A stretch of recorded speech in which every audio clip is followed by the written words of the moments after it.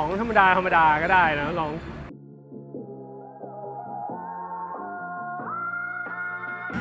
สวัสดีครับวันนี้เราจะมาถ่ายภาพนิ่งด้วย GoPro Hero 7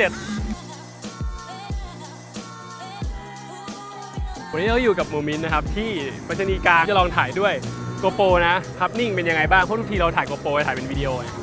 ลองถ่ายดูเคยมาแถวนี้บ้างปกติไม่เคยจริงเหรอไม่เคยมาเลยเหรอเคยเลยจริงชุดวันนี้เข้ากับโลเคชั่นมากเลยนะเป็นสีแบบเทาๆกับสีน้ำตาลนะก็จะเข้ากับแบบด้านหลังอะไรเงี้ยชุดก็สำคัญนะเวลามาถ่ายรูปมาลองดูตอนแรกคือเอาแบบเป็นเสน่ห์ของ GoPro ก่อนแล้วกันคือ GoPro เนี่ยมันจะเขาเรียกว่ามุมมองมันจะกว้างๆนะปกติที่เราเห็นกันเดี๋ยวลองถ่ายก่อนแบบยืดแขนไปทางซ้ายหน่อยอย่างนี้ก็ได้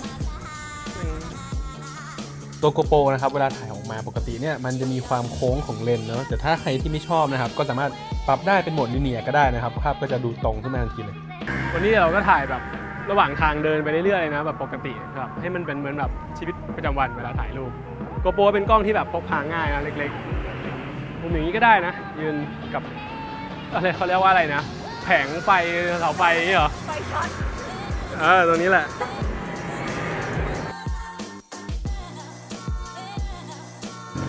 แล้วช็อตเป็นแบบเดินข้ามถนนกันนะตรงนี้ทางม้าลายนี่ก็ได้นะรอไฟแดงนะเราเดี๋ยวข้ามถนนกันมีไฟแดงไหมมันไม่มีใช่ปะมันไม่มีไฟแดงนี่ว่างั้นเดี๋ยวเรารอรถไม่ค่อยมีแล้วเดี๋ยวเดิน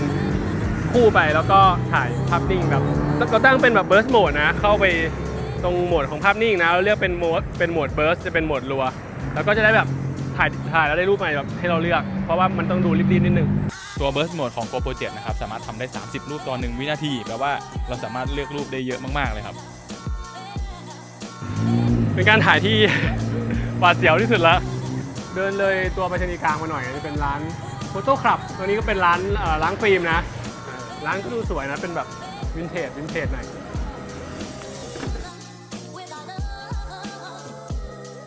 เดี๋ยวลองถ่ายแบบย้อนแสงตรงถนนนี้บ้างก็ได้นะกว้างๆดูตรงนี้เลยเดี๋ยวเวลาถ่ายย้อนแสงอ่ะให้ตั้งเป็นตัวซูเปอร์โฟโต้นะมันก็จะเป็นการแบบถ่ายแบบ HDR ปิ้ง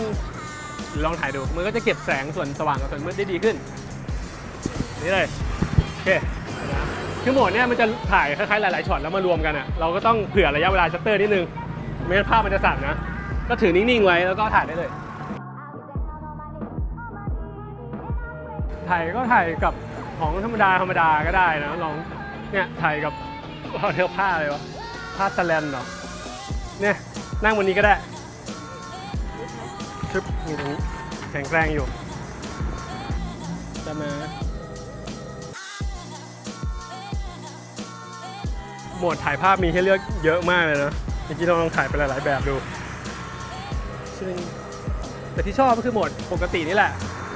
ตั้งเป็นโหมดลิเนียร์คือแก้ความโค้งของภาพเล่นอยู่ใช่ป่ะถ้าเอากระโปรงเก็บได้เยอะนี่โฟล์นี่ก็ได้นะเก็บกว้างๆนี่สวยดี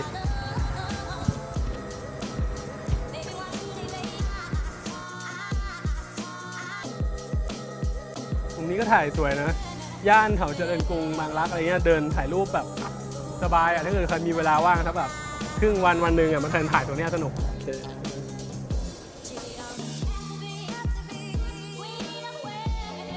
2 3ชุบโอเค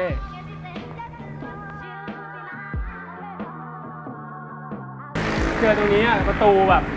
กับกำแพงอะไรเงี้ยเข้ากับสีเสื้อผ้าก็ถ่ายออกมาน่าจะสวยนะดูเหมือนอยู่เมืองนอกเลยตรงเนี้ย